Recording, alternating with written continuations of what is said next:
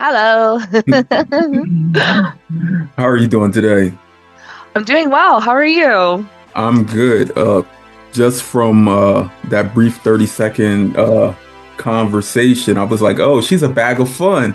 I try to be. I Right. try to be. That's I a just good think, thing. oh, thank you. I just think that, there's so much there's so much wonderful things about the world and there's so much bad things and I'm like, if I could be one of the good things, why not? Well, we should all be one of the good things. Like, Yeah, exactly. why not start with positivity? Yeah. And humor. I think humor is such a great thing. I saw a TikTok yesterday, and someone and we had some massive snow the last couple of days in Canada, and um, somebody is and then someone's like, "Oh, I drove by my kid's school and saw a sign that said kindness should be like snow, let's sprinkle and enjoy." And then he's like, "There's too much snow, so there's too much kindness." I'm like, "There is never too much kindness. Stop it." There's never too much kindness, but there can be too much snow. Yeah, exactly. Mm, yeah. Again, thank you for joining me on the Chronically Well podcast. Thank you for having me. You're welcome. Look, I reached out to you. Look, it was probably the day after I first saw your profile. I saw all these colors and was like,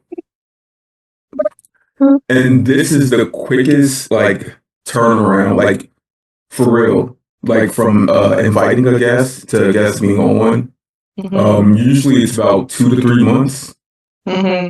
But, I wanted to travel around the world for the month of March releases. And I was like, I want to get as many people as I can get in. And I was like, I've only previously recorded with one person that has any Chinese, no, two people, matter of fact, that has any background of Chinese descent. One was Crystal. I don't know if you know Crystal. She's out in California. She's actually Chinese and Filipino, I think. Chinese and Filipino. Crystal Diaz. And there's a recent person I recorded with named Tony. She'll be released next month also. I sadly don't know those. I sadly don't know them. I'll look for them. Look, I don't know them either, but Well, I mean, this space brings us together. That's what it is. It's this space. Well, actually, I did listen to some of your podcasts, and I added you most recently released. I forgot his name, but he's a comedian. Kelsey. And yeah, Kelsey. So I added him, and he added me right away. I was like, oh my gosh, this is so quick. I usually don't have. Well, I want to say on the record, thank you for being so accommodating to me. Like I said, like. I'm usually very flexible with my schedule, but now with working corporate, I don't have the flexibility. I just happen to I requested this day off. And I was like, listen, I can only do it today. And I'm like, can you please just squeeze me in? So I really want to thank you for accommodating me. And I'm really excited. You're my first podcast. I'm not gonna lie. So I'm a little nervous. I'm not gonna lie. I don't know what to say or talk about, but I like to go with the flow kind of. That's how it is. It's an organic conversation for real, like wholesome and organic. Like there's nothing truly prepared. I have a few questions, but I love having conversations with my people. Like for real, it's like you're a sister that I haven't seen in a while. I love that. We're just rekindling like old emotions and feelings, seeing how you've been over the last 20 years. I love that. Right. That really makes it easy. That's how, look, I've had people like with severe anxiety join, and probably about 10 minutes in, I'm like, how are you feeling? They're like, what do you mean? And I'm like, we got this. That's the best answer is, what do you mean? I feel like, I think it's such I think you created such a wonderful atmosphere and a safe space that makes people feel like I'm okay. Like, so it's kudos to you. It's a really special skill. Not many people have that. It's a learned skill. Like I'm learning more and more each day with it. But again, yes, thank you for joining me on the Chronically Well podcast, where we have real conversations with community that need to be heard. And Betsy, you're definitely someone that needs to be heard. Oh, thank you. You're Thank you so welcome. much. Could you please give our audience a summary of who you are? Absolutely. So, my name is Betsy. I am a Canadian. I don't know why I wanted to put it out there, but I'm a Canadian. I am classified as latent autoimmune diabetes in adults. So it's either known as LADA. That's why my Instagram name is LADA Diabetic B. And it's also known as type 1.5, I've learned very early on. I was diagnosed in 2008, but when I was originally diagnosed, they diagnosed me as type 2. I was 22, and I thought to myself, there's no way I'm type 2. I was doing a lot of sports. I was doing so many different things. Because again, when you don't know a chronic illness of any kind, you're kind of just going off by what you know by general, right? So I was like, well, I don't eat too much junk food. I don't drink a lot of bad things, and I play so many. I was playing soccer competitively and everything. So how is this happening to me? So I didn't understand it at first, and as I kind of saw my first diabetic team, my endocrinologist at the time started saying, I think you're more like type 1.5. And I've never heard of it. And most people haven't. Most people, when they think of diabetes, they think of type 1, type 2, right? But even as I created my Instagram page, I think it was last year, I've also learned, besides me, like LADA and type 1 and type 2, there were so many more that I've never even heard of. So that's what's so wonderful about being in this diabetic community. It goes kind of with any chronic illness, but I'm going to speak diabetes just because that's what we're in, right? I've never felt such support and so much love, and to learn so much. I feel like it's an endless education, and I love that. I love meeting all different types of diabetics all around the world. The two diabetics you mentioned, I have never met them. I am going to look for them on your page afterwards and add them. I did add an individual that is from Japan, if you're interested. She's under my page and under followers.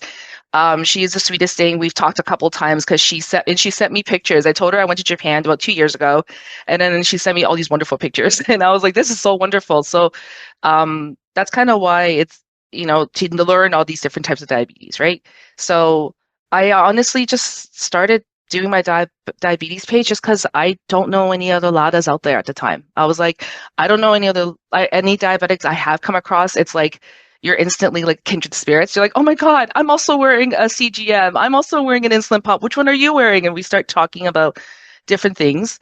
And, like I wrote in my bio, like fingerprints, just because I meet somebody who's also a diabetic who has the exact same symptoms on paper, we don't treat it the same. It's very different. And I think that's where there is a frustrating component, because sometimes if you don't meet the right endocrinologist and your right diabetic team, they will just kind of treat you as like, you're like this on paper. Let me treat you the same as I treat another person. And it's not, They shouldn't be doing that. They should be like seeing you as an individual and treating you for what you need and what works for your life, right? So I'm kind of veered off topic. I tend to do that. So just kind of rein me back in. Look, I'm just gonna hop right in. Just come on in. So when I did first see your name, LADA, and your Instagram handle, I was like, I have to invite her as a guest, because I said, I know having LADA in your Instagram handle probably gives you more of a space of your own.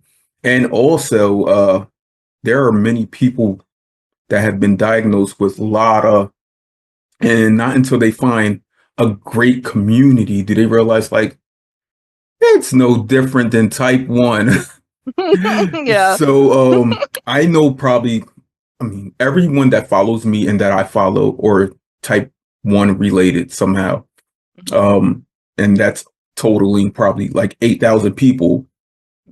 So I run a group that's connected to the podcast called the Chronically Well Podcast Instagram group, and it's maxed out at 250 people. So recently I started a Discord channel also, So it's Mm. all people of color living with or helping care for type 1 diabetes.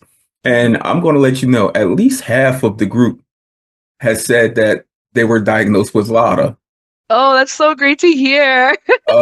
Because this is what I consider LADA truly.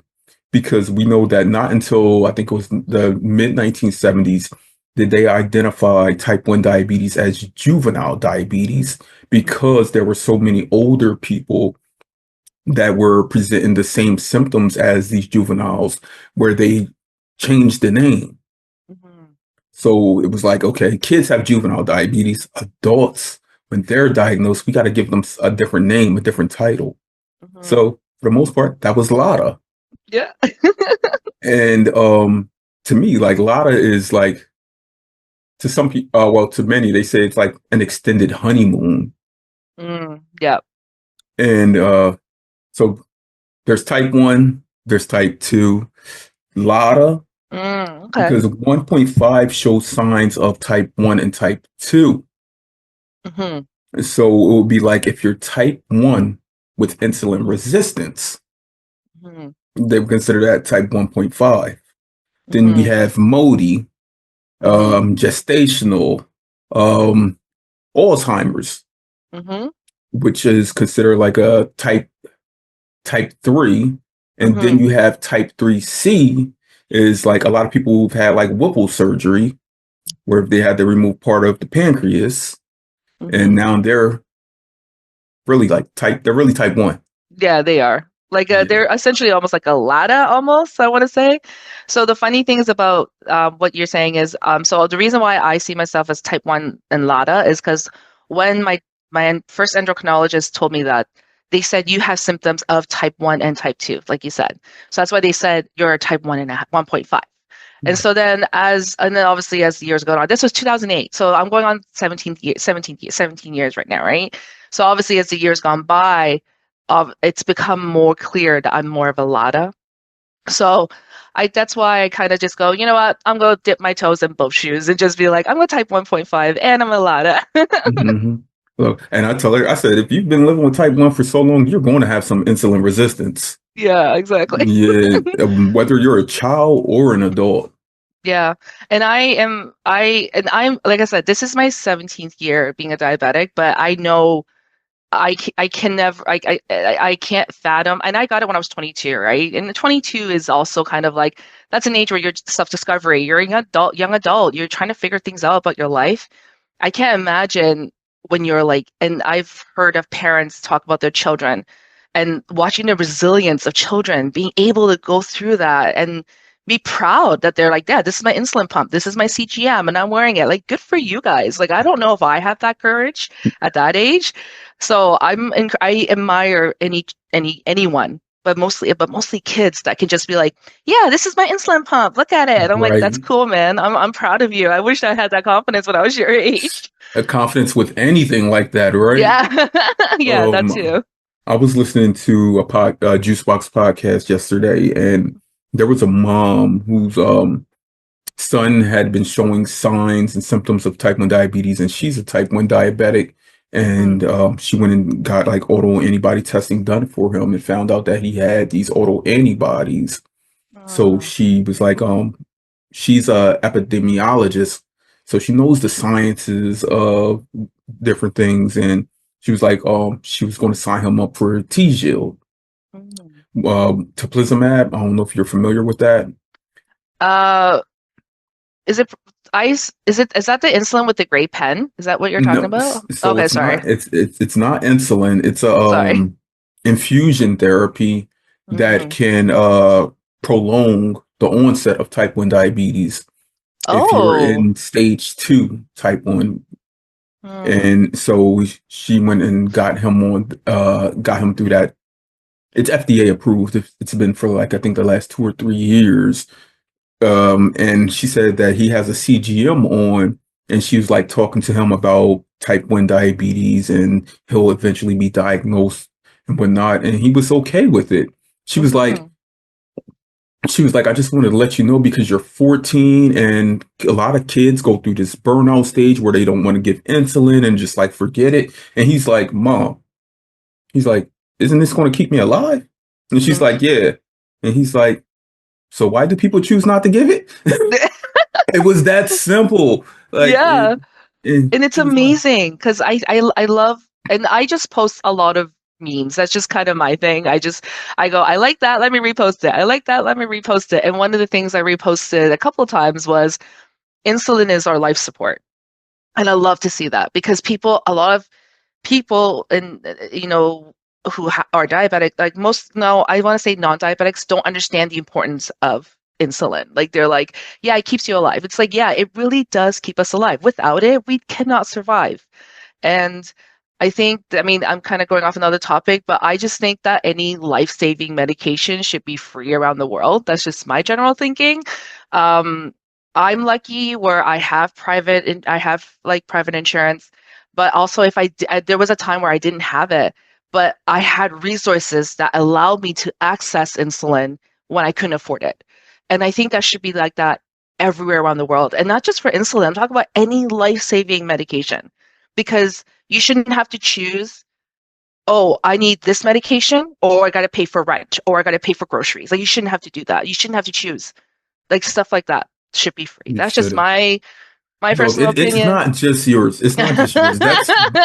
It's the truth. Like you would not tell someone, oh, you need an oxygen tank because your body isn't producing enough. Mhm. But I can't give you it. You got to pay Yeah. like thousands of dollars for it, Yeah, or like someone who's on dialysis. Like yeah. you don't tell them that. Someone who needs an inhaler, Hmm. they get it. Yeah. But insulin, everyone's like, oh, you need insulin? Yeah, Can't here's you go a that's day without it? Or if you want me to go into DKA, sure. right. And And that's not fun either. Like, oh, I experienced it once and I never want to go through it ever, ever again. Oh my gosh. never. And it's, I think also, to your point about the mom with her son, and um she's right though. I don't think it's just teenagers. I think even as like a young adult, you rebel. So I remember my DKA happened because I went back to school in my late 20s and my early 30s, and I remember in my last year I was working for the school, and I remember just feeling really tired because at the time I was doing manual injection. So I will have like a fast acting and a long acting, and I wasn't taking my long acting for like 2 days, and it's bad. And I was surprised I was even surviving. And all of a sudden, I wasn't feeling well, and I just like something was wrong because my body's like, "Where's your insulin? We need insulin. Where is it? Where is it?" Right? So I remember just having to call my boyfriend, being like, "You need to pick me up from school, and you need to take me to the hospital because." And they were like, you cannot do that to yourself. And they're like, well, why did you stop taking it? And I was like, well, I was just really stressed and I was studying late at night and I would fall asleep studying and forgetting to take my shots. And they're like, you can't do that. You can't do that because now this is what's happening. So I do not wish DKA on anybody. I don't care how tired you are. Just take a quick, if you take a manual shot, and that's where the insulin pump also comes into play, which is so wonderful. I can do that now and not worry that like I don't have insulin in my body because I wear an insulin pump. But like if you're doing manual shots, I would really highly, no matter how tired you are, no matter where you are, if you're partying, I don't care, go somewhere private, give yourself a shot and keep going. That's fine. Like, don't ever neglect that. So that's something that's so important that you can't, this is your, like, like I said, insulin is your life support. If you don't got it, man, like you're really walking a fine line, and that's really dangerous. And I don't wish that It's on any diabetic. extremely dangerous. And insulin shouldn't be treated as a privilege Hmm. or an option because people who don't have insulin dependence, um, their body is automatically the insulin hormone is regulating to the different variables. And it's Hmm. not just food. It could be anxiety driven, any type of hormonal change in weather, temperature, climate, sickness. And they don't realize that. So I think it's like, okay, you're sick. Yep, your body's producing more insulin, but we're sick internally always Hmm. because we don't have that insulin production being cycled. And Hmm. they truly don't get it, no matter how much you try to break it down to them. Yeah. And it's like I had to explain to my niece has seen me wear my insulin pump many times, and I don't.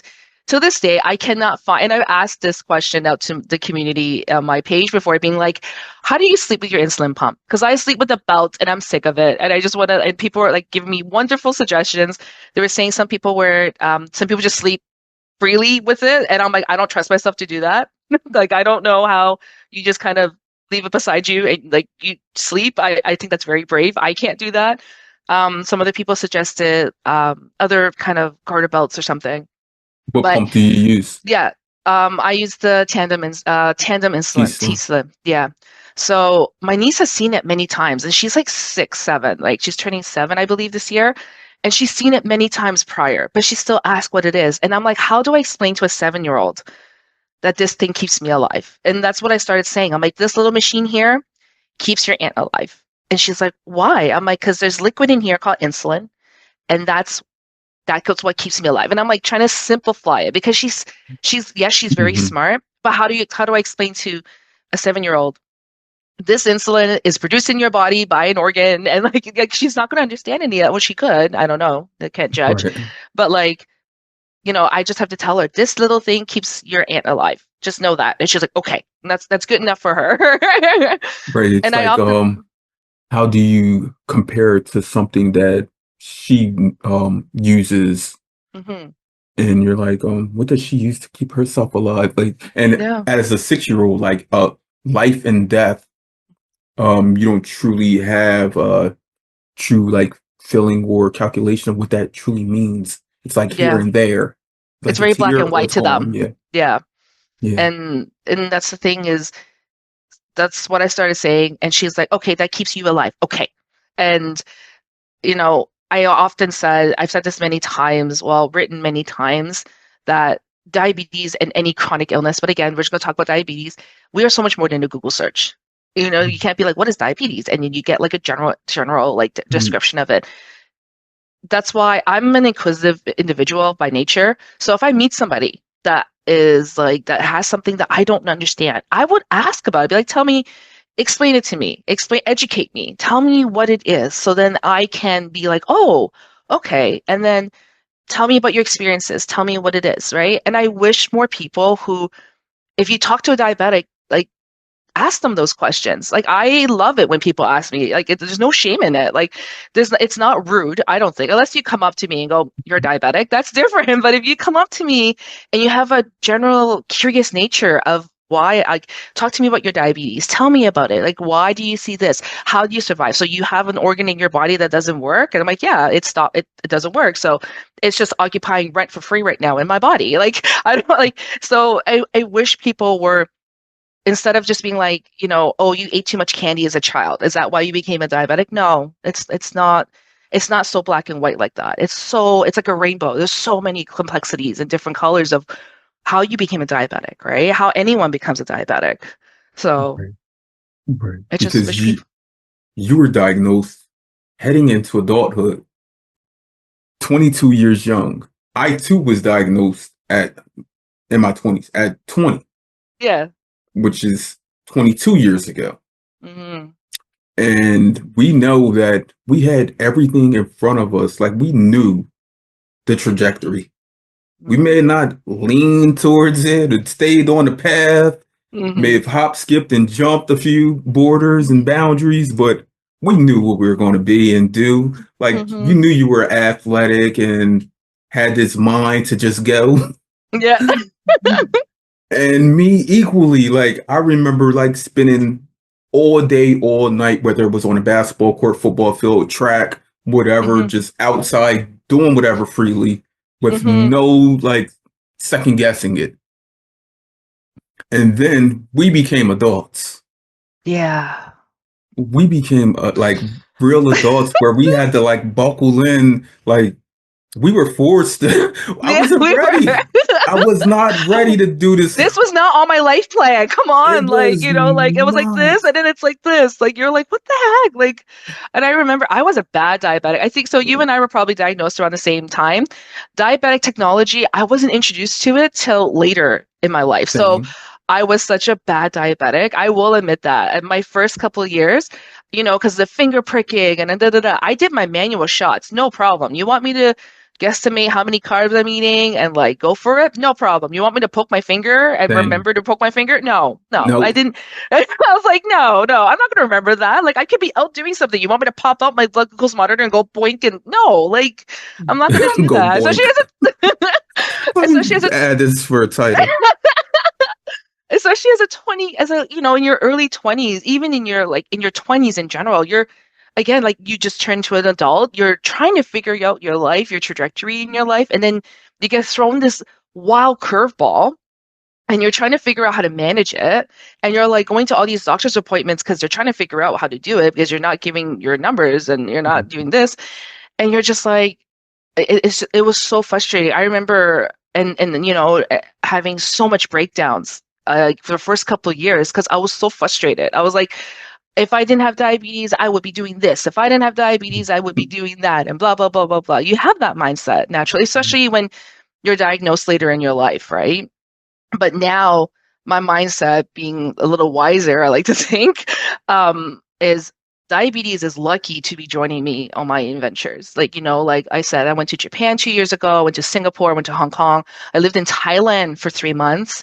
You know, all being a diabetic, I've gotten much more tattoos. I've gotten jobs. I gotten so it has diabetes has stopped my life, and that's something I really had to wrap my head around because instead of blaming diabetes, I started seeing as like, you know what? It's lucky it's in my life to take it, like, to go on the ride of my life. It has its falls. Like, I still get really frustrated when I get lows and that blaring alarm of like my Dexcom and like my Tandem going off saying you have a low at like 4 in the morning. Mhm. But overall, like, it's not an end all. Like, I really see it as, diabetes is just along for the ride of my life. So hold on tight because I'm gonna have fun. Hold on tight because you're going to have fun. Let me write that down too.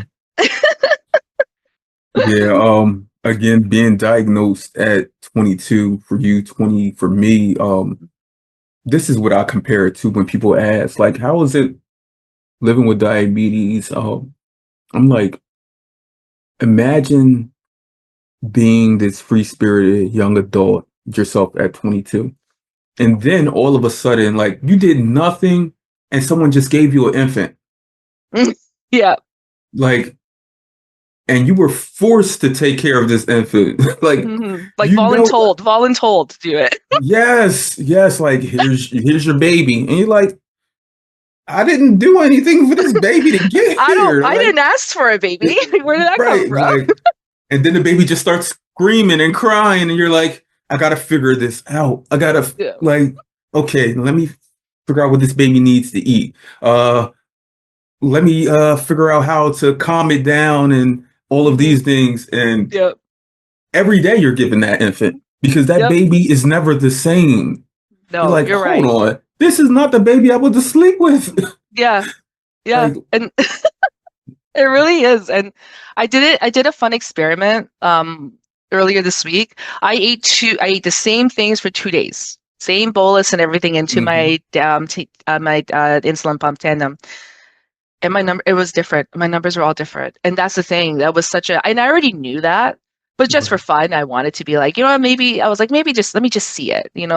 Also just shut my husband up to be like, see, it doesn't matter. It doesn't matter what I put in my pump. It's the same. It goes like this or it goes like this. So, and that's the thing too, is what people don't understand is you can do the same thing every flipping day. Eat the same thing every flipping day. Drink the same thing, same time too. Doesn't matter. Your numbers are always going to fluctuate. You cannot predict what your body's. And the other thing people don't understand too, as non-diabetics, is it's not just stuff you ingest that raises your sugar levels. It's the outside. It's external factors. I'll give you an example. So when I was back in school, I remember waking up to a perfect number. I don't know what the conversion is for the States, but in Canada, it was like 7.4. So it was like a perfect number. It was like a number you dream of waking up with. So, I go about, brush my teeth, wash my face, pack for school, drive to school, which is half an hour, got out of my car, walked to class, sat down. That's all I did. Didn't eat anything, didn't drink nothing. Check my numbers again, and it bumped up to 10.4. And all I did was walk. All I did was get up, walk, move. So I think what other people need to understand, it's not just what you ingest that affects the sugar levels, it's the external factors. So when you're out driving, it could be your hormones, it could be stress, it could be work, it could be a lot of different external factors that can cause your sugar levels to also go up. And I don't think people don't understand that. If you're a diabetic, you know that. I can walk here to my car. It's like when we exercise. That's why you have to also be careful how much insulin you're putting in before you go work out, because you use up more, right? So you need to make sure you don't get a low while you're working out as well. Hence why I always carry candies on me when so here I am working out, and you see like a bag of candy there, and they're just like, why do you have a bag of candy when you're working out? I'm like, because my diabetes is a toddler now. Like, I gotta give it some candy to calm it down. Like, and then like you get a low, so here I am on the treadmill, and I'm just like eating candy. It was crazy. like looking at you. It's like, what are you doing? I'm like, the diabetes thing. And they're like, oh, got it. Yeah, okay. I had posed a question maybe about 4 or 5 months ago. I was like, it was something I posted in a story. I was like, have you ever took food to the shower? Yeah, I done that. And everyone was like all the diabetics was like, yeah. People who aren't, they're like, what? Like, that's disgusting. That's gross. Like, you're in the bathroom with, and I'm like, this is my lifesaver. Like, yeah. And the amount of times I've had sugar lows after my shower, like I'll feel it in the shower. I'm like, oh my God, no, I still have shampoo in my hair. No. Like so like I've learned to start putting like candies outside, like, so I could pop out the door and be like, okay, let me eat some candies. Let me wait, and then we're good. I can keep going with my shower routine. But that's a really good point. And people, again, they don't, and these sugar lows happen so unexpectedly and out of nowhere. And it can get, it's very frustrating when it happens sometimes too, because like here you are and you're like maybe working. I remember I work in an office now, right? So here I am working away, typing away. And all of a sudden you hear my phone blare out an alarm predicting a low. And my coworkers who are not diabetics, they're like, what's that sound? Is that another Amber Alert? I'm like, no, it's not an Amber Alert. It's just my diabetes telling me I'm having a sugar low. I'm okay, And unfortunately, like my husband's used to hearing those alarms now at 3 a.m. And at the beginning, it used to be like, oh my God, like he'll be like, oh no, are you okay? But then now he's like, do you have candy? Yeah. Okay, good. And then he'll like go back to sleep because it's like, because we've been together for like 10 years. So he's like used to hearing those sounds, but he also, that's the other component too, is when you have a partner that supports you when you're with your chronic illness, that is like a gift. And the amount of times my husband will recognize my lows before I would recognize it, he'll be like, he'll be like, oh, he's like, are you okay? What's your numbers at? Oh, it's going down. He sees the arrow on my phone. Okay, let me go get you a drink. And he'll like go and get it, and to have that support is it's such a gift. It means everything. Mm-hmm.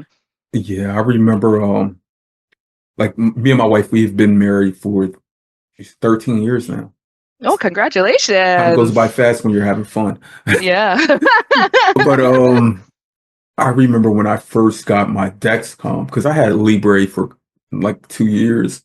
But when I first got my Dexcom and she was able to follow me, like, and she works in a hospital setting and a surgical assistant, and she doesn't get the breaks and whatnot. But she had her Apple Watch on, and she's like anytime she gets some time, she called me, be like, "Are you okay? Like, what's going on? What's going on?" And I'm like, it's normal now. I'm like, now like my blood, like our blood sugar fluctuates, like different things. I said, I'm not doing anything. I'm not eating. I'm just relaxing. And she's like, that's so sweet that she's like calling you right away. Like, oh my God, you okay? I just got this on my, like that's so special. Like to find partners. I remember before I met my husband, and I would be really ashamed to tell new people I'm dating that I'm a diabetic, because I'll be like, what if they don't accept me as a diabetic? And then there's that mindset too of like, if they don't accept me as a diabetic, they're never going to accept me for who I really am. You don't want to be with that person. You want to be with someone who sees you for all your perfections and your imperfections. And like my husband thinks I trip on flat surfaces. That's just one of my flaws. My husband would be like, there's a flat surface, just be careful. Like, because you're going to trip on yourself. But he finds that absolutely adorable. But I find it the most irritant of my life. I'm like, I can't walk without tripping. I don't know what to do, and I trip on my own feet. But he finds it absolutely adorable. But you want to find somebody that sees your flaws as special, right? So finding a supportive partner is also incredibly such a vital. It's such like I said, it's like a gift. It's like a bonus in your life because not a lot of people out there are going to understand. And this doesn't just go with diabetes; it goes with any chronic illness you have or any kind of things in your. I don't want to say detriment, but like things in your life that you see as a burden, but but someone who truly loves you does not see that as a burden, and they're happy to go along with you for that. That's special. So I'm just saying. They can not only can they predict your falls, but they love you so much that they really want to be there to prevent your falls and pick you up if you do stumble or fall. And like, yeah, that's a true blessing, a true gift, because most people don't have that. They don't have that person who, when you're in the kitchen, this is myself, like a few months ago, while I'm in the kitchen and my blood sugar is dropping low and fast, and I'm sitting there like trembling, and I'm trying to figure it out. Like I'm at the refrigerator trying to figure it out. And my wife comes up to me and she's like, "Are you okay?" And I'm like I can't even get the words out. And she takes the palm of her hand, puts it in the small of my back, and just starts rubbing it and be like, and she takes her other hand, reaches into the refrigerator, pours some orange juice, and is like, "Here you go, babe." And I'm like, I got tears coming down my eyes. And she's like, "I got this." Like, that's so special. We deserve that. Yeah, we do. We deserve that. And I agree. Like we're the lucky ones. We have people that support us and want to, not forcefully, just they want to do it. They want to be like, I want to take care of you. It's okay. I know for me too, not just my husband, I also have a wonderful family that supports me. Like when I first got diagnosed, my mom and dad were like, okay, we're going to throw out all the junk food. And I had to educate them, being like, it's not just the food I eat, guys. It's genetics. Because my mom was when I was diagnosed, my mom was borderline diabetic. So she was just taking metformin and watching what she eats and start working. And she was fine because she's, again, but she's also, if she had kind of teetered to diabetes, she would be classified as a type 2 because of her age, right? But then I found out as I got diagnosed that weekend and I was hospitalized for the entire weekend, my mom was like, yeah, so grandpa was also a type 1 diabetic. And I'm like, that would have been nice to know. But nobody else I know is affected. Oh, sorry, and my aunt. So there's the 4 of us on my mom's side that is affected. You're not, I know. I was like, now you almost got a whole starting lineup. Yeah. So, but I've only, but my grandfather, I don't really talk to anymore. So I can't really talk to him about his diabetes history. But like my mom and my aunt, they're the same. None of them are on insulin except me. So it's really fascinating to me to see that. The other really cool thing was, Diabetes Canada before the pandemic had they have their conferences, they have wonderful speakers. And I'm lucky, I'm really grateful, not lucky, I should say. I'm really grateful I live in a time where our diabetic tech is so far in advance. Because I'm sure you know this, back in 50s, 60s, man, I don't know if I can inject myself with those massive, those needles, they're massive, and I don't know if I can do that. That's, again, it's the whole, I can't believe you guys can do this kind of a thing. It's that same thing with the kids being so resilient as a diabetic and being proud of it and showing off their tech. It's something I admire very much. But I know back in the day, especially because I think the guest speaker, she lived in, I want to say she lived somewhere in South America. So insulin access wasn't as easy as well. And so she was saying how she remembers her insulin needle. You had to keep it refrigerated or kept in a cool place. But because she lived in a really hot country, it was really hard to keep it cool. So sometimes she would have to take insulin in warmer than room temperature. And to hear and to see her standing there thriving, is like, holy crap, it's like staring at like a superhero in real life, because to see all the stuff that they went through, and be able to tell it, that's, to me, like, it's like, so I used to work in long-term care and nursing homes. So whenever I meet veterans, it's that kind of feeling. It's like, Right. I feel so honored to meet somebody like that. And so I just think we are really lucky in this day and age where my diabetic tech is smaller, and not like I can just pop my insulin, like my auto infusion set, and it sits in there for 3 days, or sometimes more, depending. um, so I just think that technology, diabetic tech, and insulin has really come a long way as well. It has. And Mhm. yeah, keeping that set for 3+ days. That's why, because I get supplies for the community and I donate them. Mhm. That's why to my left I have 4 totes filled with tandem T Slim supplies. Oh, Like seriously. But good for you again, for doing that. That's wonderful. And I I remember just, when I didn't have access to everything, or I mhm, wasn't educated in how I could get it if I needed it, where I had to mhm, search diligently before I was able to just get like a vial of insulin. So mhm, I always tell people like no one goes without on my watch. If I know, mhm, uh, whether it's me reaching out to the community or myself, like sharing supplies, like I will do it. mhm, Just yesterday, so this will be an episode that comes out right before yours. I recorded with a young man from Uganda, mhm, Ivan, and Ivan, he feels as though in Uganda, like he has a privilege because he's a lawyer, um, mhm, and he has access to like medical supplies, but still his access to medical supplies, he states, are like 30 years behind what we have mhm, in North America. So he's like, yeah, 1 vial of insulin. He's like, during the pandemic, him and a group of his like friends, they call themselves T1D warriors. They help out like throughout the whole country of mhm, Uganda. They would ride their bikes to give insulin to like young kids who were in need. And mhm, he's like, every day here in Uganda, there's someone who's who chooses to walk away. And I'm like, huh? He's like, they choose walk to away. walk away and disappear because of the burden that type 1 diabetes has placed on their families. Oh. And he's like, well, he's like, these people will go missing. He said, we don't know where they went. He said, but that's how it is. He said he remembers when he was diagnosed at I think at 15, yeah, 15 years old. And he said his grandma would wake up 4 o'clock in the morning to make sure that his meals were prepared for the day because he was going to a boarding school. And his dad would drive him to the school because he could no longer stay there because he had got this diagnosis. And he said, well, I never ever thought about like all of the things that my grandparents, my parents had to do for my own life, uh, for my well-being.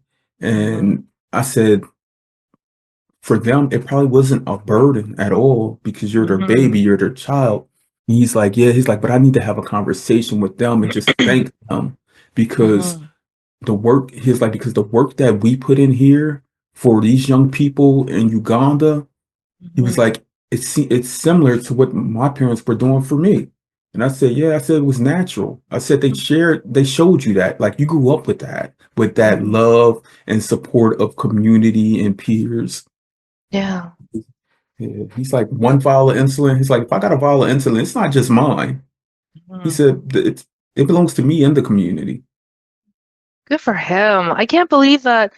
That's so sad to hear that he would go and visit and they would just disappear. Like, that's so sad to hear that. And this is where that component of like insulin should be free worldwide and accessible to anyone Mhm. and everyone, because no one should have to choose, no one should have to be alone going through this unless they choose to do that. But they should not feel that they're not supported, and they should not have to choose between they're a medication that saves their life, or anything else. I'm sorry. Like, I think anything that's life-saving needs to be free and accessible all around the world. So it doesn't matter where the heck I am. Like, I know, kind of dipping into this, but I know that like insulin in the US is much more expensive than it would be in Canada. Canada is it's reasonable. You can buy it over the counter as well, I believe. But I know in the States, when you do that, it's ridiculously expensive. And I think there's this whole thing. We're not going to get into it, but it's just an example of like, that's something that it should not be that expensive. No, like it shouldn't be like, and it breaks my heart to hear that other diabetics around the world feel the need to disappear because they're being a burden because they don't have access to something. That's ridiculous. That's just ridiculous in my ears, in my head. It truly is. Mm-hmm. Yeah, access should be available to everyone. Mm-hmm. Especially when you consider like most of the people for years were thought to get this diagnosis were thought to be young children. Mm-hmm.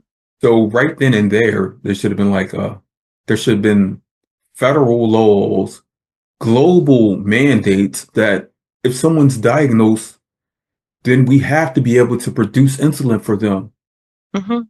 Like, I understand the economy and growth and wealth and all of that, but we're talking about life. Mm-hmm. Like a person who does have money and a person who does not come from any type of fortune at all Mm-hmm. still here have to pay the same amount. Yeah. Like, And it makes zero sense. I agree. Makes absolute zero sense. And you're right, at the end of the day, it's all about making money. That's what it is. And I really wish pharmaceutical companies can see the negative. I mean, I'm pretty sure they see. They're just choosing to kind of be blindsided, like no, tunnel vision about it. But like, you need to see what the effect you guys are doing to make money, and like how is it affecting the essentially the world, not just the community, just the world. Yes. Because like, again, back to Ivan, who in Uganda, he's in a country where it's like you said, it's not accessible. It's not easy for him. Like, he can't just go to his local pharmacy and be like, hey, I need insulin. I'm assuming he has to probably search for it. I don't know. Yeah, Like, I don't know how that there's works. literally no manufacturing plants anywhere near that Yeah. produce insulin. So he has to get it mailed in, I'm assuming, Yeah. right? So, and that again takes a while, right? So he could be with, like, people are living without insulin for possibly weeks or months, and that's not right. That is not right. It's just, I don't know. We live in a really greedy world, unfortunately. But like, I've always said this, where like, life-saving medications need to be free, worldwide, internationally. Make a law with worldwide health and be like, these are the medication that should be free all around the world, accessible to anyone and everyone. We're going to support it. But what do I know? What do I know? We try and we do. We got to continue to just align ourselves with other communities so that because we have our own community within us where we're like, okay, if I wasn't able to get insulin, I know who to contact. I know I know how to reach out to my endocrinologist team, diabetes educator, whatnot, and explain to them, and somehow we'll figure this out. Now we need to take that one person who is me, that one person who is you, reach out to someone else. Like, reach out to Ivan and let him know, okay, I may not be able to ship insulin to you because of tariffs and the border, everything. Yeah. I said, but there may be someone within Africa in a higher ranking country such as Kenya, Ethiopia, that may be able to get it to you. So we got to use our privilege we have here in North America of being able to reach and communicate with others so that that burden can be lessened for them. Mm-hmm. That's a really great way to kind of, that's a great way of what we were collectively saying earlier. Like, we need to essentially share. That's what it is, and we're taught from young age, sharing is caring. And I think as we get older, unfortunately, people tend to forget that, and especially with something as, like I said, like we'll say insulin because we're talking about it, something as insulin. It's not hard for me to be like, here, I can give you, like, I use pens for my pump, right? So I'll be like, here's five pens for you. That should be, I don't know how long it's gonna last you, but at least that gives you a couple more days. And I can sacrifice that because, again, I'm lucky. I have private insurance. I get a certain amount of insulin. Um, and I remember, and then, like you said, like, I remember when I didn't have that, but like you said, I had resources. I was able to talk to my diabetic team and say, hey, I'm running really low. Can I please come and pick some up? And they're like, yeah, come pick it up. We'll give you as much as you want. You know what I mean? And I know a lot of people don't have that, and it's really tragic. And I think also there should be kind of like sites where medication like that should be accessible to anyone, even in communities that don't have that kind of luxury of going to the pharmacy. Like, just have like a site where you can have all different types of life-saving medications so people can come to you in those neighborhoods and places being like, hey, I am a diabetic, I'm running low on insulin, can I have a box? Here you go, take it. That would be a wonderful world if we live like that. It would But be an amazing, and like, I think, like, you have it in you. I have it in me. Like, yeah. Betsy, put it in fruition. Like, make it happen.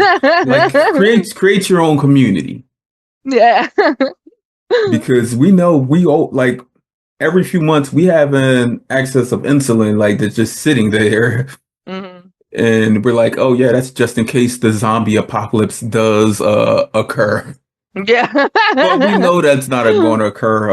Let's But hope not. yeah, like, and a great issue and problem is, not to get political, is like a lot of the greater nations, when it comes to like finances and border control and protection, a lot of those nations are big bullies now.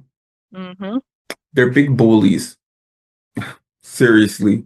No, Where I'm agreeing with you. and they're under control of, like, their leaders are bullies, to where they're like, I'm not worried about them. I'm just hmm worried about me right now. Yep. Not worried about the future, not worried about the past, just the hmm now. hmm And it's so crazy. Like, we know, like, growing up, like, in the 90s, if we needed something within community, hmm we can go find it within community. Someone could knock on your door, you can knock on their door, you could just mention it to a friend, a teacher, whoever, hmm and you were able to get those resources.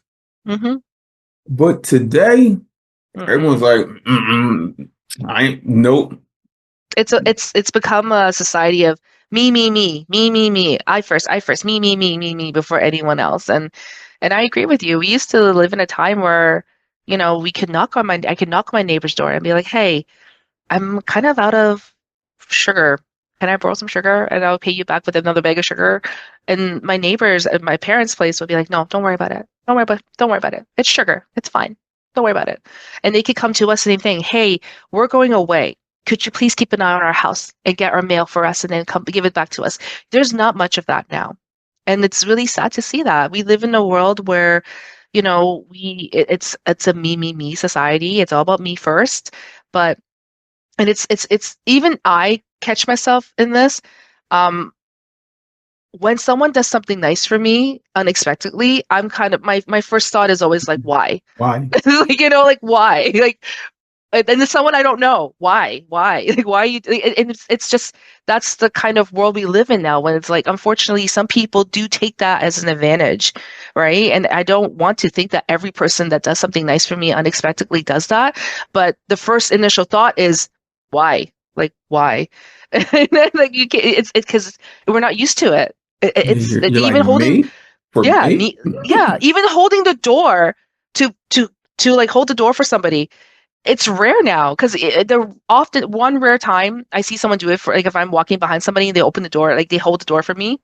It's very like, oh, thank you. But when I hold the door, the amount of looks I get, they'll be like, oh, thank you. Like, I'm like, did you forget the please and thank yous? They go such a long way. And, Mhm, and I think that's just unfortunately, I think also after the pandemic, it's become much more of a mhm. me because of the pandemic. We were isolated for like what, like 2 years inside almost it feels like. So it was all about like me protecting myself and my family and my loved ones, but you don't really think about the community. So I definitely agree with you. It's not like that anymore. I miss it.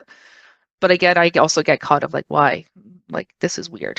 Why are you opening the door for me? Yeah, those pandemic years we will never get back.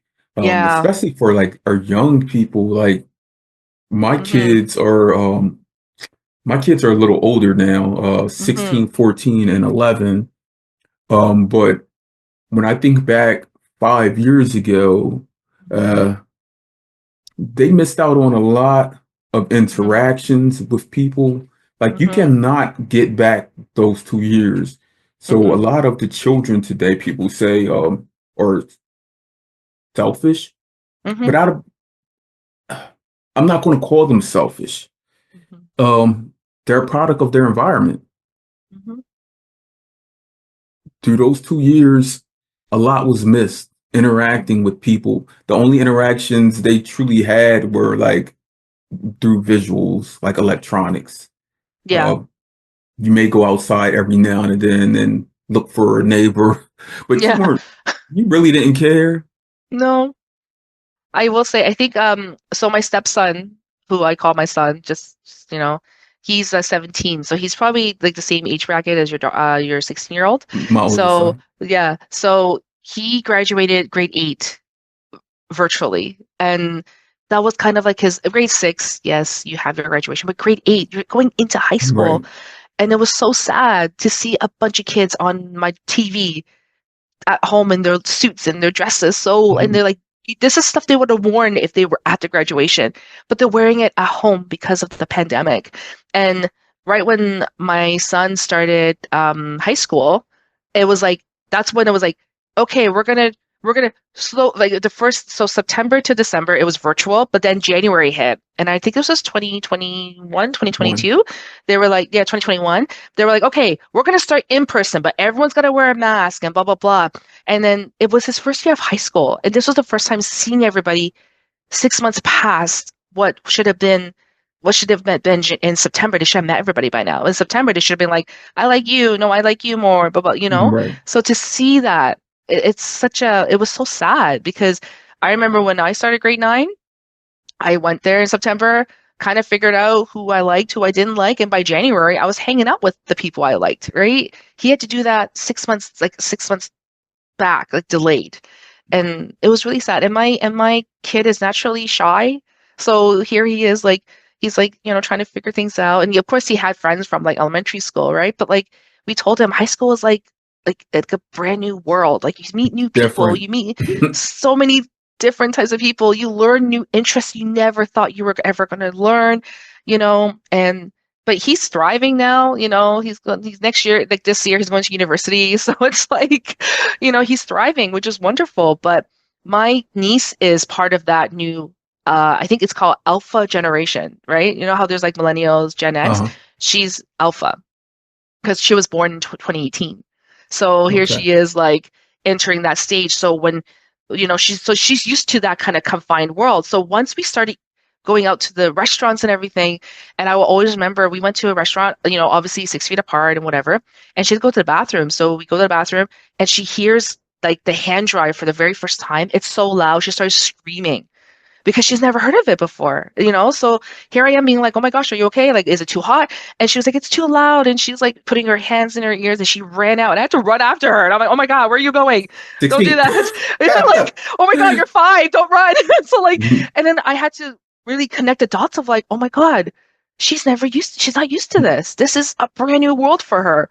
So it's like it's like it's like a lot for a 5-year-old, right? You're like yay high, and you're this loud sound blaring at you, and it's just the fan trying to dry your hands. Now she's okay. She's gotten a lot better, obviously, Mhm. but like she grew up in that time where it's like she was confined at home and she had to learn everything and be isolated a bit. But now, she's thriving. Like a lot of people, I hope they're thriving after the pandemic.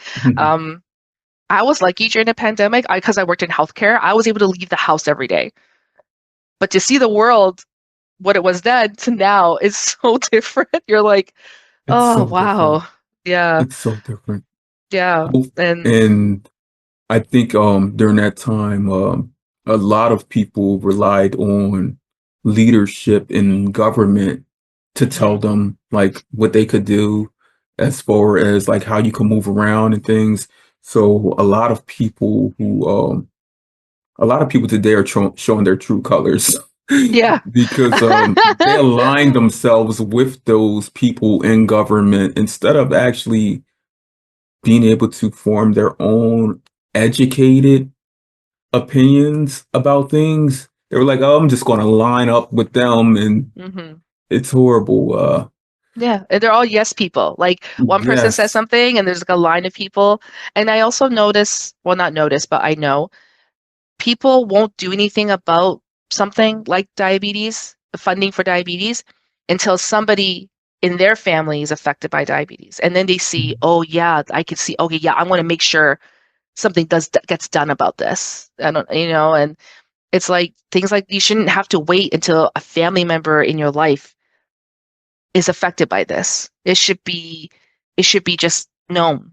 Like you guys should know that any chronic illness that needs life-saving medication or whatever should be free. You shouldn't have to make a law about it. It shouldn't be something you should discuss like after how many years insulin was discovered, right?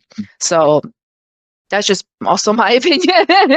Right. Not to get too political. Sorry, I'm across the line there. I'm so sorry. It's all But good. It's all good.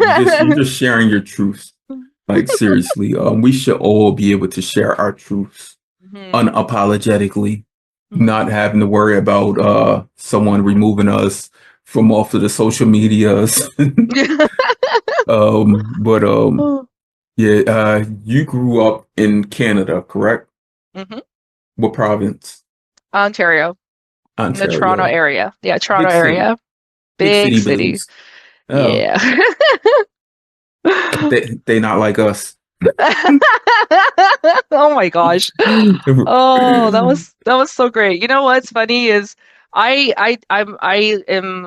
a K-pop sing like I listen to K-pop, and so when I saw like that like Oh, hold halftime on, hold on. show, I gotta write oh this down because I gotta connect you with Tony. Tony, the young lady in China. Um, oh she's actually black, oh okay. but Oh, I her think I brand might like I might follow she's her. I don't know. We'll see. from the Bahamas, but she's lived in China for like the last decade plus, but she hmm traveled back and forth because her grandfather is Chinese. And hmm she's a big K-pop fan. Oh, I love K-pop and I love Big. K-drama. That's how That's me and my best her.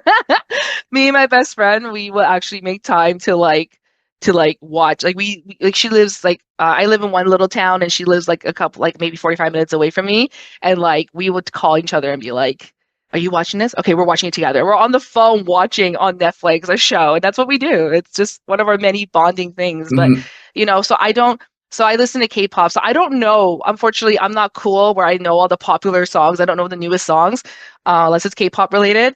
So when I saw the halftime show, I was like, "Oh, this is really great." And then all of a sudden, I heard him say, and then when you hear that song, and then he looks at the camera and says his name, I was like, "Oh Hey, no!" Drake. I was like, "Oh no, I know what this is about." Like, it was just like it was really good. But yeah, like yes, I live in Ontario, Canada. I live in the suburbs, so about 20 minutes outside of downtown Toronto. But yeah, like that's it's just been and healthcare in Canada is great. Like when I had my DKA, like I was able they saw that they recognized the science, they admitted me right away and they kind of gave me insulin right away. They gave me all the stuff I needed to kind of get out of DKA, right?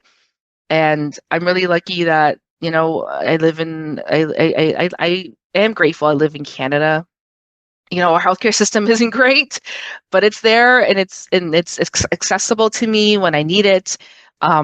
And I'm really lucky too that my diabetic team here now, like my first diabetic team was in one suburb, but I moved to another area, and I have a new set of diabetic like endocrinologists, Mhm. diabetic nurse, and everything. And I'm really grateful that they look out for me as well. Because of them, I'm actually on. That's how I got onto the diabetic tech. So I was like, I think I wore Libra too. I started off with the Libra, and then once I was qualified to go onto the insulin pump, they asked me if I wanted to go on it. Then they were like, well, you have to get off Libra because it's not compatible with the tandem insulin pump. You have to go on Dexcom. So that's how I got into Dexcom. And I have a love-hate relationship. I admire, I don't know where you wear Dexcom, is that correct? Yeah. I wear it on my abdomen because I'm terrified of putting it anywhere else You know what's because it will. crazy? I will not wear it on my abdomen Oh, okay. because I used to get so many compression loads from it being on my abdomen Oh. area. So do you wear on your arm? Um, is it on my arm right now? Yeah. Right now it's on my arm. Yeah, for the most part, my arm. Yeah. I'm terrified to put it anywhere else just because, like I said, I'm a tripping hazard. And the amount of times, and the amount of times I've called Tandem, and I will say the customer service for Tandem, I talked to a lot of Tandem American customer service representatives, Mhm. all amazing people, all super supportive.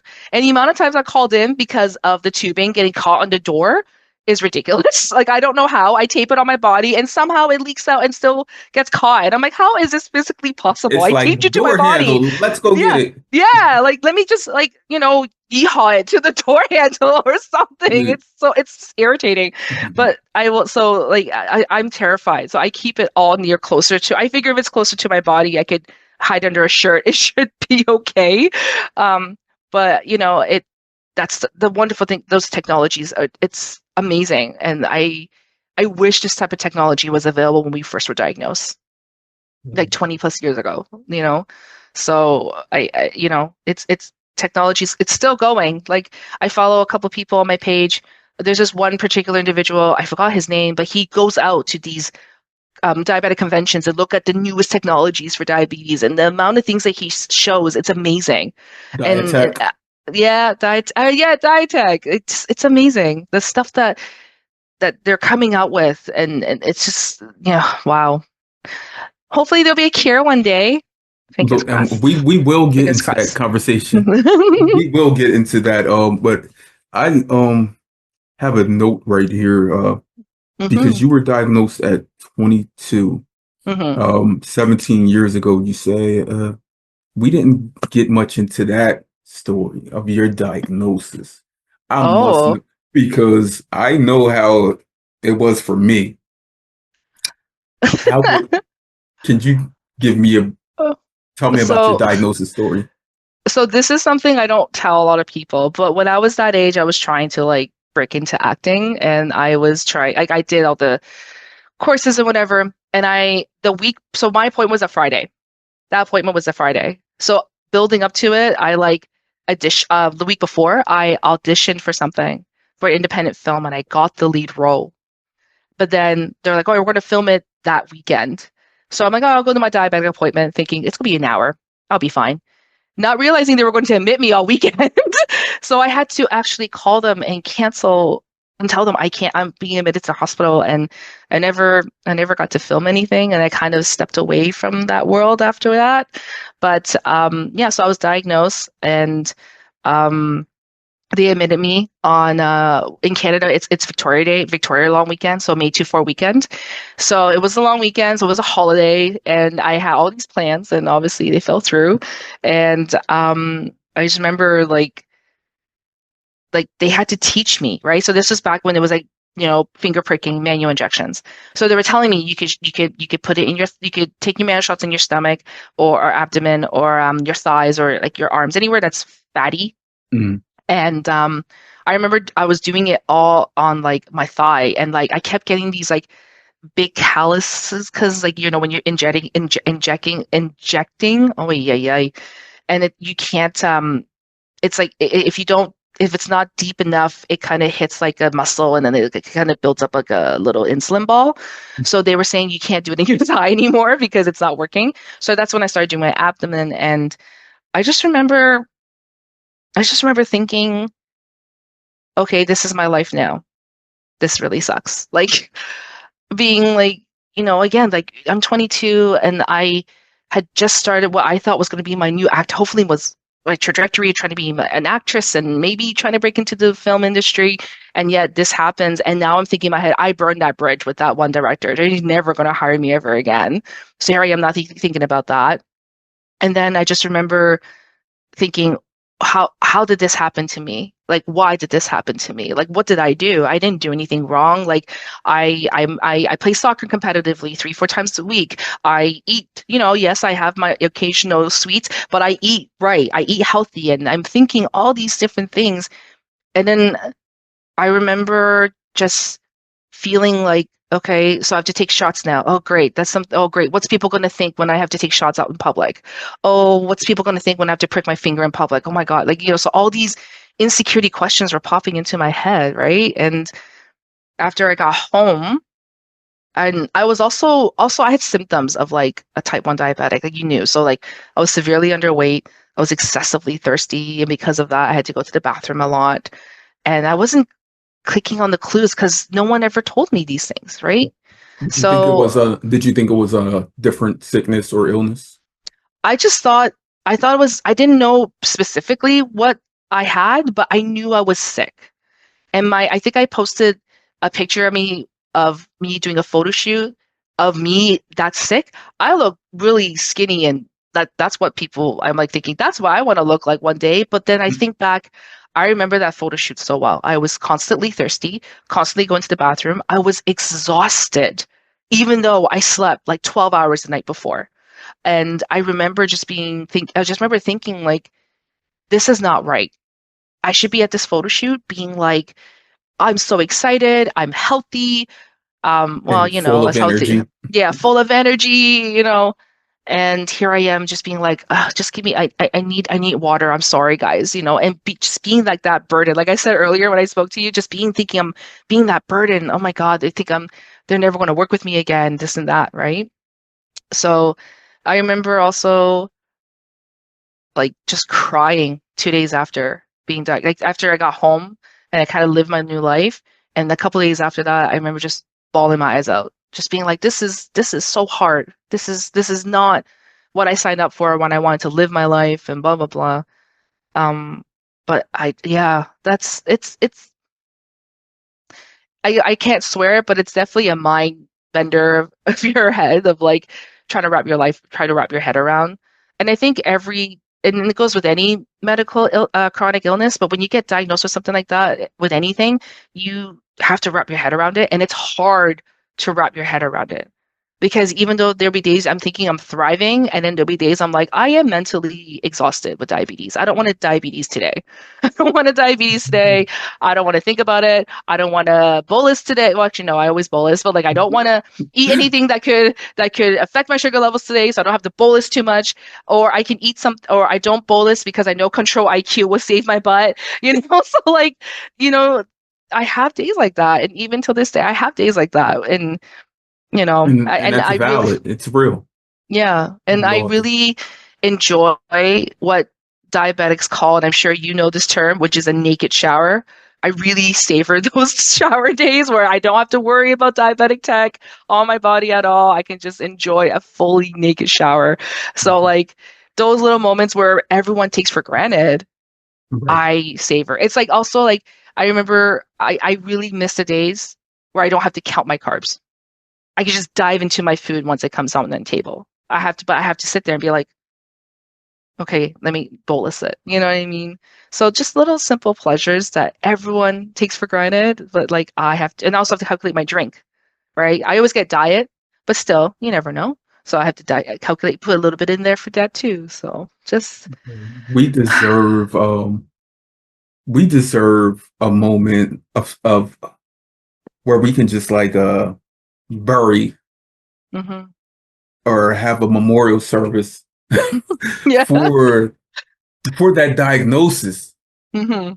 serious because I know like young people that are diagnosed, like let's say if you were diagnosed before the age of 6 or 7, this would Mm-hmm. be all you knew, all you Mm-hmm. know. But you diagnosed at 22, me again at 20, like Mm-hmm. we knew everything. Yeah, we thought we knew everything. We knew everything. Like you could not tell us. Like, but then this came and now Mm-hmm. first we have the physical part of it where we're like, oh, that's why I wasn't able to gain weight. That's Mm-hmm. why I the frequent urination and thirst. But then we find out like, oh, there was this psychological, emotional, mental toll being played on us also. And Mm-hmm. that's not something like most people find out until years later. They're Mm-hmm. like, oh, Yeah. I did not Eh, know that.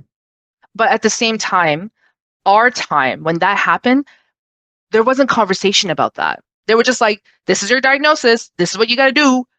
Go. There was no support to be like, how are you feeling? Tell me mentally what you're going through. Like, what are you processing? There was nobody Hmm. there to say that, and I'm not saying that the endocrinologist and my diabetic team back then didn't do that, but like, you know, they would ask me, how are you feeling? Am I really going to tell you how I'm feeling? No, like, you know, it wasn't available where people could, it felt okay to talk about my mental struggles as a diabetic, being newly diagnosed. Now, I'm really hoping newly diagnosed diabetics feel comfortable to say that. I had, I forgot her name. I'm so horrible with names. I'm terribly sorry. I had somebody message me on Instagram the other day, like last week, and she messaged me. She's like, "Hey, I just got diagnosed last October, and I don't see any of the LADAs. So I saw your page, and I just really want to say, what you go through and blah blah blah." And I felt honored that she trusted me to be that person for her, for her to comfort me. So I told her, "Hey, let me ask you, how are you feeling? Like, don't ask Hmm. me yes, I'll tell you my experiences, but I need to know where your mindset is. How do you feel about Empathy. being yeah, like how do you feel about being diagnosed? Like I can't. It's a stupid question, but like you have to ask that, right? Like I have to be like, how do you feel? Like what support do you have? Like what can I do? And I'll be like, you know what? There's other LADAs out there. Like another one I follow, she was is this wonderful lady. I think her name is, I remember her name is Goddess Glucose Laura, and Hmm. she was diagnosed when she was 35, in her 30s. And she's this wonderful, wonderful individual that posts amazing, hilarious memes, and I love her for it. But like I told her, she's another LADA. There are so many LADAs out there. You're not alone.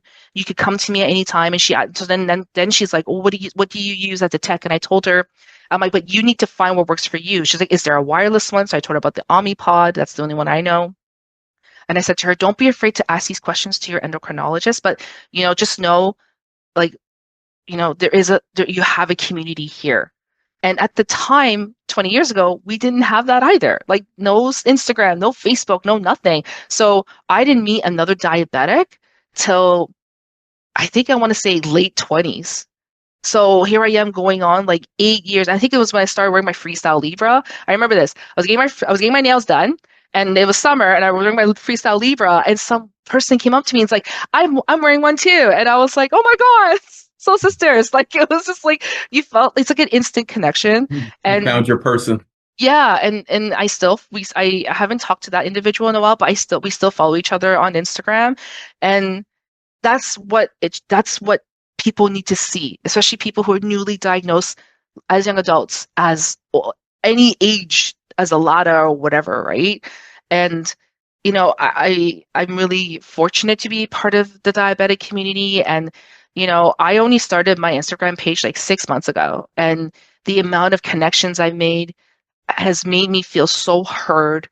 And on days when I'm like, I don't want diabetes today, and I kind of look on my page and I see all these wonderful people just talking about thriving, it kind of switches me back into being like, okay, I guess I can diabetes today. You know what I mean? Because you see that love and support and you want that and you want to see that, right? So, yeah. That's I mean, you said it from the beginning. Like, that's the type of people and community we should all have. Hmm. the kind that love us, that support us, want to help us Mm-hmm. along this journey. And that's what we do within this space, the diabetic online community. We come together. Mm-hmm. I can't wait to like be able to like when I have meetups, like I have quarterly meetups, and Mm-hmm. I like anticipate these meetups, like being able to be in a whole crowd of people that are like me, because Mm-hmm. that's where we can be truly unapologetically ourselves. Like we Mm-hmm. don't gotta worry about anything. Like Yep. Yeah. you hear the beeps and Yeah. alerts and like it's like beep, like It's like all the time. we're diabetic musicians with our alarms. Right. Like you just walk by someone and you'll be like, oh, your reservoir is low. And they're like, And you're like, yeah, oh, it feels so oh, good. guys, I'm having a low. There's a table right there. I'll get it for you. I'll be back. And that's what's so nice. And that was the one thing I really enjoyed too, was going to that diabetic conference before the pandemic, was just a room full of diabetics. And at the time I was deciding, I was teetering to decide Tandem or Medtronic. And I remember just talking, and I don't want to, I mean, yes, representatives, they do their job. They have to do what's on paper, right? But I want to talk to someone who's actually on the system. Like, tell me who's actually using it. So I could be like, what do you do when you work out? What do you do when you sleep with it? What do you do when you eat? And how do you blah, blah, blah, blah, blah. And it was so refreshing to be, like you said, in the room with just your people. And it sounds like we're an exclusive group. We sort of are, right? Like in a way, like I don't, it's a wonderful community and it's a wonderful group. And it just feels nice to be with people who can be real with you about diabetes.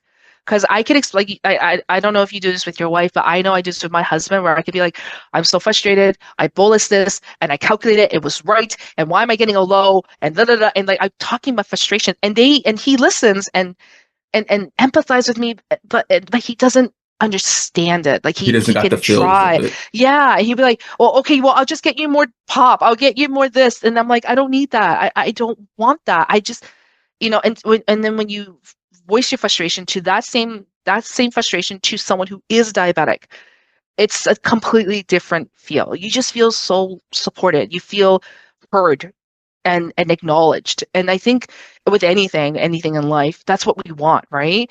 But to talk to someone that understands that, I remember, like I said, like I started this page 6 months ago, and I remember just meeting as I following more and more diabetics and more reach out to me and talk to me.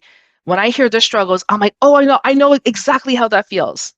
And then I voice my frustration. And then they say, I know exactly how that feels, girl. I feel that frustration too. And it You're just, being validated. Like yeah, it's just that feeling of I'm not alone. That's what it is. I'm not alone. And that's what's great about social media in that sense. There is a positive, there's many negatives and there's many positives, but that is one of the major positives is, people are branching out with any chronic disease. In our case, it's just the diabetes community, and people want to help.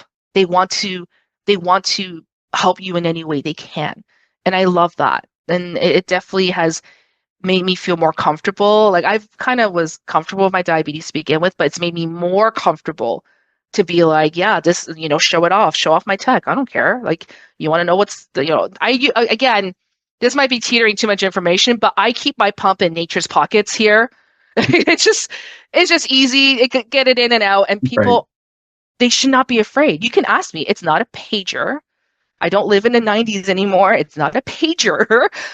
So it's okay for if someone sees me pop it out and they stare at it, I ask them like, do you want to know what this is? And they're like, oh, I'm sorry for staring. It's okay. If I saw somebody dip into their chest tube to fish something out, I'll stare too. It's human nature, right? But be curious about it. It's okay. Don't just stare and be like, what the heck is that? Stare and be like, I'm just curious. What's that? Ask a question. Yeah, it's okay. And I'm not that's offended. something, I mean, we were taught like growing up, like from our elders, like don't just stare at someone's face. If you got Mm-hmm. something to say it or ask a question. You can't just Mm-hmm. stare at people and like, because in your Yeah. head, because you know in their head, they're What's like, what's that? going, yeah, what's going on? What's wrong with that person? Like, no, ask me what's wrong with me. Like, Yeah, don't just stare at my don't be face. afraid. Yeah, don't be Right, scared. And right. that's where that open conversation, that's how it starts. Because if I could at least explain, I don't know, it could be anybody. If I can explain to somebody what I do, I think the most information they'll retain is Betsy's a diabetic. like they're going to be like, she's a diabetic. That's what they're mostly going to take away from. Oh, she wears something like a pump. Like that, I've heard that too, where people have been like, yeah, they said that you're that red-haired Asian and that's a diabetic, and you wear some kind of pump that you keep between your boobs. I'm like, yep, that's me. Yep. That's me. Pump me up. That's me. Yeah, Yeah, that's you exactly me. reminded me of something when you just speaking. You're like, you said I'm not alone. There's someone in the diabetic online community. You're fairly new to this space, so I am. you can grab any one of my followers and the people that I follow, and I'm going to invite you into the group also. Oh, But thank you. Kiana Drew, I don't know if you're familiar with her. Kiana was diagnosed at 21. And she's been diagnosed now for, I think, 22 years. And her daughter, Lily, was actually diagnosed 3 years ago. But Kiana, she's a singer and actress. She has a song out called "You Are Not Alone." That's diagnosed Oh, diabetes, and the people in the okay. DOC. Yeah, you are not alone. And she's actually been in some like major films. Like you may know this title because you're a comedian. I'm not a comedian. There was a movie came out maybe 20 years ago called Pootie Tang. Oh God. I remember. She's in that, and yeah, Oh, that's she was a part of a wonderful. female R&B group, and yeah, you have some similarities because of the Oh, acting, diagnosis, the age, and so I'm going to make sure I link you with her. well, thank If you. you don't know, like that's what I do in the community. I link people. Like everyone always reaches out to me. They're like, "Will I so and so was just diagnosed." I said, "Oh, I know someone from there." Like you can name any place in the world, and I can tell you a group of diabetics that live there, and I can directly like connect you to them because that's what I do. I love building communities. I love building this space where we can be unapologetically ourselves because we know beyond those who love us most, to everyone else on the outside world, like that whole diabetes thing is like, why? Yeah. Like, why are you talking about it? Like, why are you showing that? Like, I don't, Yeah. like, it's Yeah. diabetes Yeah. because of the media's perception of it. And I really want to thank you for reaching out to me because I I sadly never heard of your podcast. I'm so sorry. I'm admitting I'm a truthful individual and I've never heard of your podcast until you reached out to me and I listened since I was like, "Oh my God, like how could I not have ever heard about this wonderful individual that is a wonderful resource of that's connecting diabetics as well as a wonderful resource for everybody." And we need more people like that. And it's so wonderful. And I can't thank you enough. And this has been an honor to talk to you. And We need more people like you. And as we wind down, I just have one last question for you.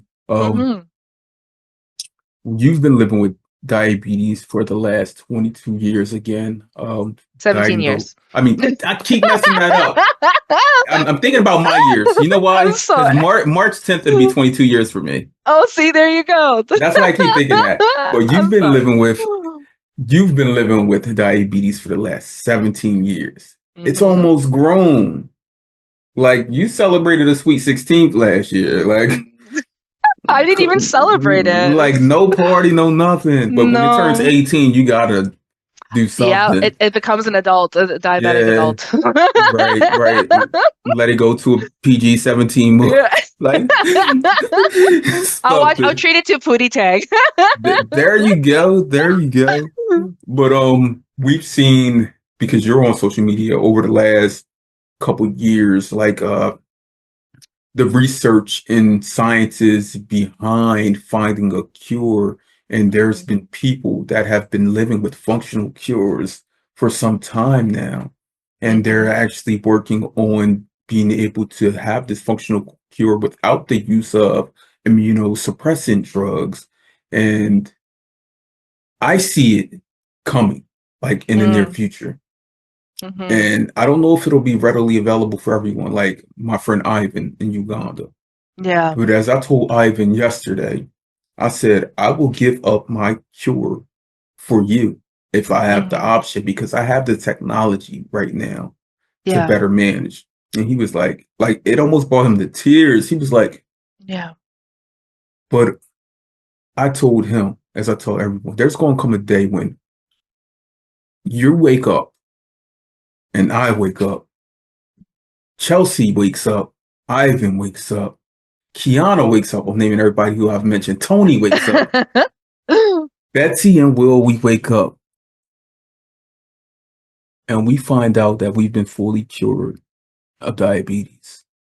Mm-hmm. No more insulin, no more technology, and everyone in the community is cured. Like it's gone.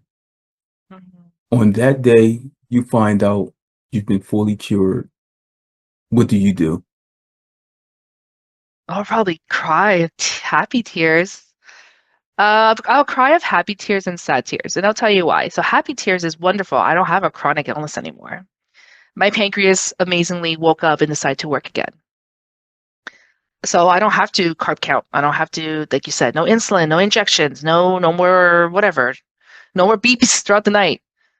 I would be sad because of the amazing community that we'll all be leaving. And I know people say all the time, we'll keep in touch, we'll keep in touch. And it sounds really, I mean, I don't know. This is our Diabetes, club. I know, like diabetes is it, yeah, exactly. It's our club. It's what connects us. It's kind of the root of why we all connected in the first place. And if and as wonderful as that is, that will be gone. And I'll see you as Will. I'll just be like, hey, well, what's going on? Hey, not much, this and this. It'll be like a 5, maybe 10-minute conversation. Whereas we've been talking for what, like an hour, almost like an hour and a half, maybe a bit longer. Mhm. But we had such great conversations. And I think that's what I'll be sad about is as wonderful as I want a cure for diabetes. Don't get me wrong. Don't get it twisted, everyone. I want a cure for any chronic illness out there, especially diabetes. But I'll be a little heartbroken knowing that our club is disbanding because these are people that understood my struggles, that understood my frustration, that understood everything. And yet here I am and being like, okay, guys, peace out. We're good. Like you live in wherever. Right. But I would probably be like you. And if I had a choice to give up a cure for somebody much more in need in a country where it's not as accessible, I probably would do the same. I could be like, give it to them first. I'm okay. I can wait. I can wait. I have accessibility to everything. Give it to other people first. I'm not in a rush. I'm okay. And I think I really hope that day, because I see a lot of articles of that too. And I'm like, I want to believe it. But until like science actually proves it back, I can't. Until I hear from my Mhm. endocrinologist that tells me yes, it's cured. We're gonna cure you of diabetes. To me, it's a pipe. To me, it's a pipe dream, and it's a wonderful dream. But I don't. I love our community. I love it. It's so special, and it doesn't matter what type of diabetes you have. Like you said, there's type 1, type 2, type 1.5, there's LADA, there's gestational, there's MODY, there's type 3, there's type 3C. There's so many of us, and diabetes is what connects us.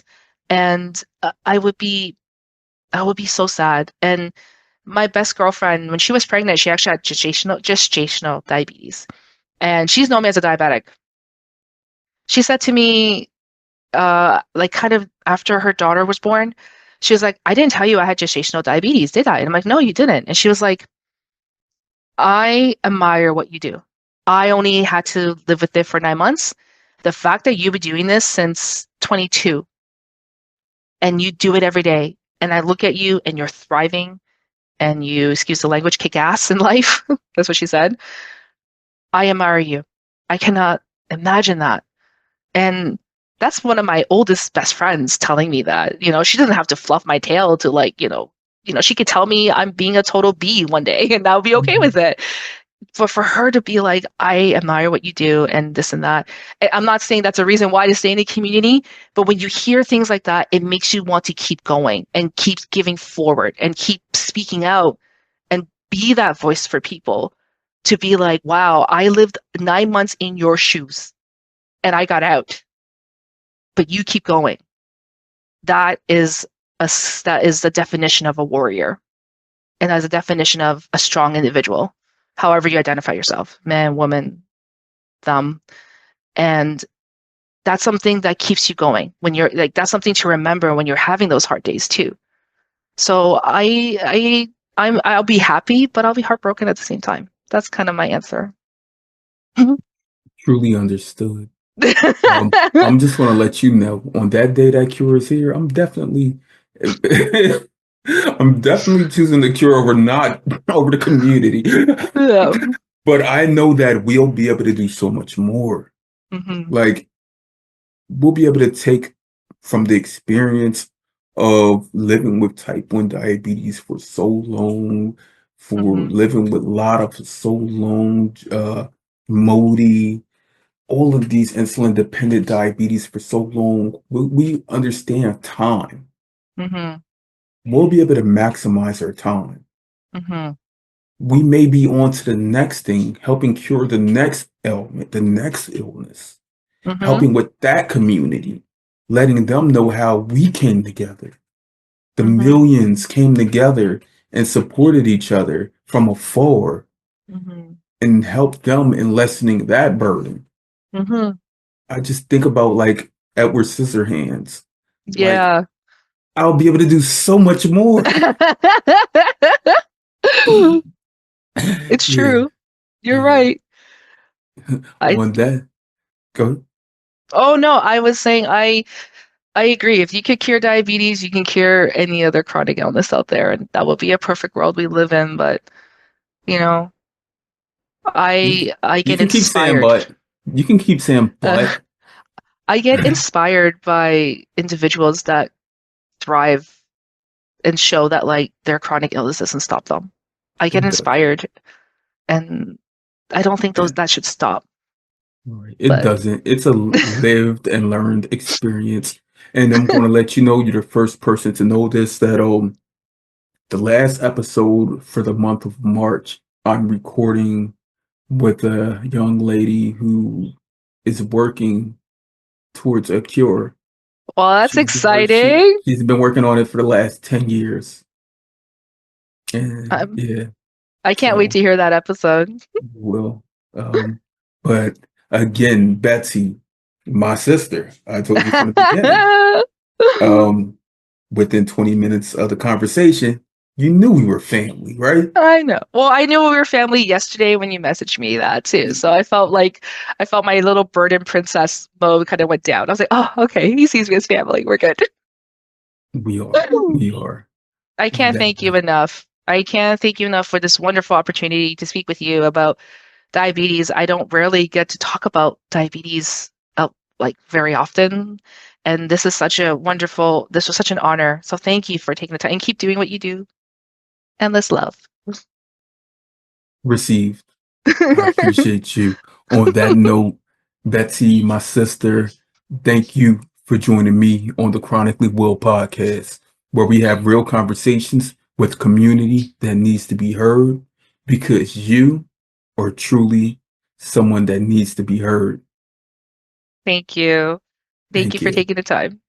Have a Appreciate great you. day. Go handle your business.